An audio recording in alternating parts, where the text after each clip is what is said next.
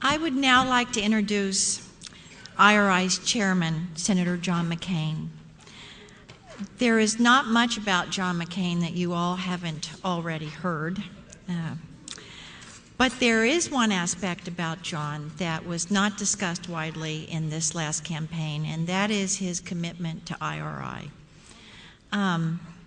He has been our chairman since 1993. He joined the board in 1992.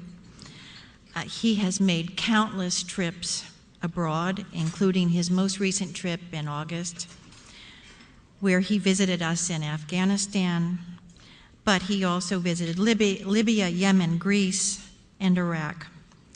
You all know him as a hero and a patriot. We at IRI know him as someone who has always given us 110% of his heart, soul, and time. And we thank him very much. Senator John McCain.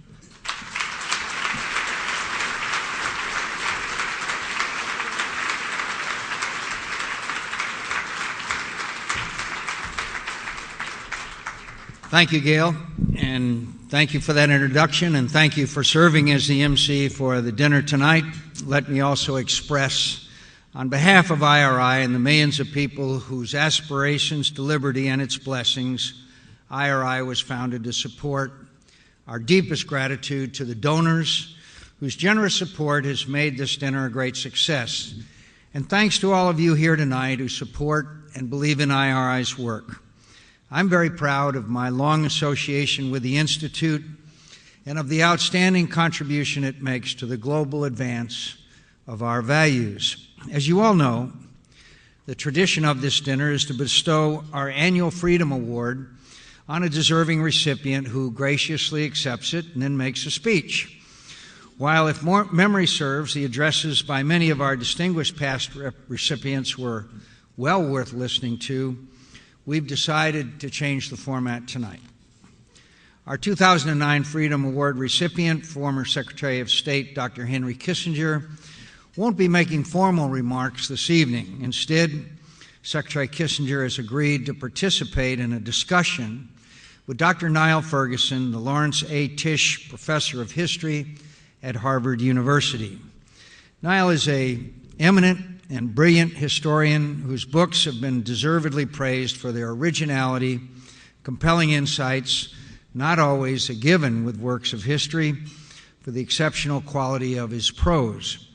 He's also, in my opinion, one of the most interesting and persuasive analysts of what we generally refer to as current events. In other words, the myriad global dilemmas, threats, challenges, and opportunities that makes the times we live in so perplexing, daunting, and exciting, and which will all surely be judged by future historians to be one of the most consequential moments in human history. In such a moment, it's a very valuable thing for our country as it seeks to discharge the singular responsibility history has assigned us to have the services of historians who aren't just enthralled to the dead weight of the past.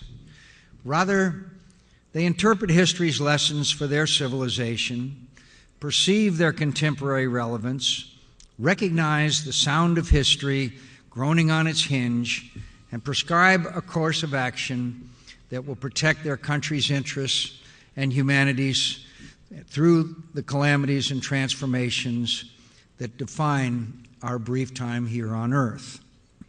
Henry Kissinger is a greatly accomplished statesman whose past service and continued counsel still notably influences the debate and direction of American foreign policy. We give him our Freedom Award for his contributions to the security and progress of the United States and the continued success of our democracy. But, and I think Henry would agree, he is an historian before he is anything else. And great statesmen who have been praised for their ability to see around the corner of history knew their history before they looked beyond it, and they understood the forces that drove it in one direction or another.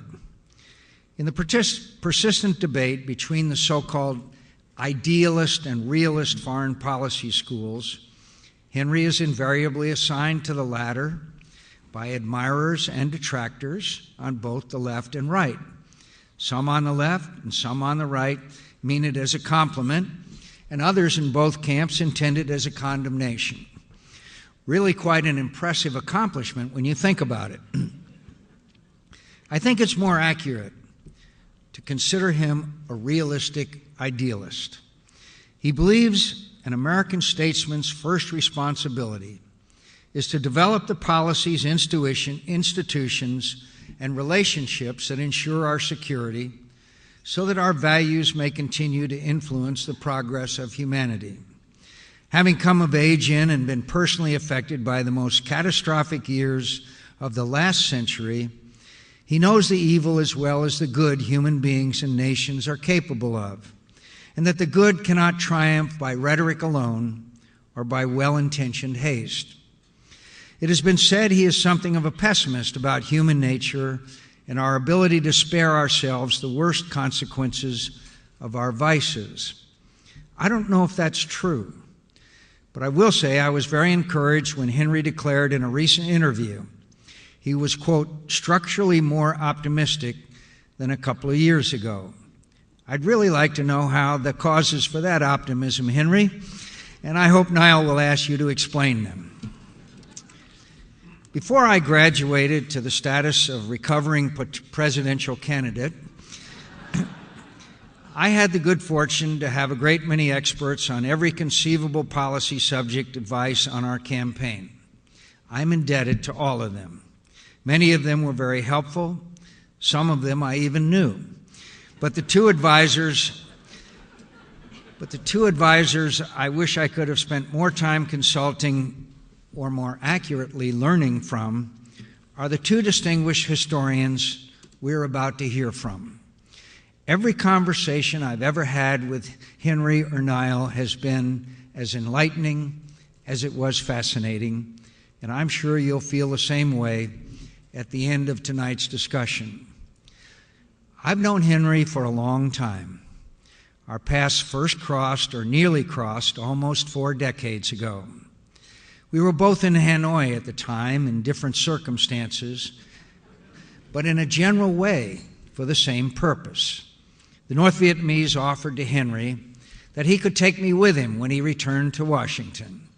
Henry declined because I had already gone to some lengths to avoid prematurely relinquishing Hanoi's hospitality, and because I knew I would suffer an unbearable sense of shame were I to do so. I'm very grateful Henry knew that too. He knew it was not kindness or goodwill that motivated our then enemy to offer my release, and he acted as a wise statesman and a genuine patriot when he refused the offer, and as the guardian of my honor. I've been indebted to him ever since. It's a great personal pleasure for me to announce IRI's 2009 Freedom Award recipient, my friend, Secretary Henry Kissinger.